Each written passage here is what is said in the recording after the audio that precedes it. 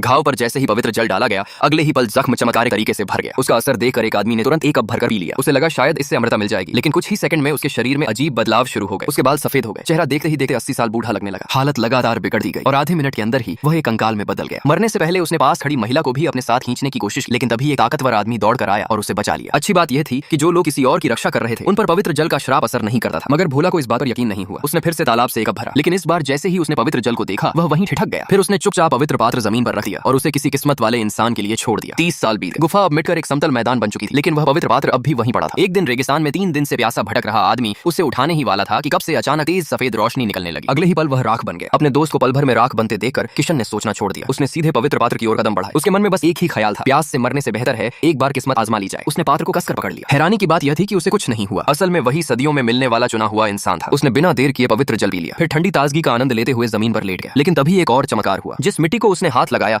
वहां हरी भरी घास उगने लगी। देखते ही देखते वह घास चारों तरफ फैल गई और कुछ ही समय में पूरी बंजर जमीन हरियाली से ढक गई। तभी उसे एहसास हुआ कि उसे एक असाधारण शक्ति मिल चुकी है।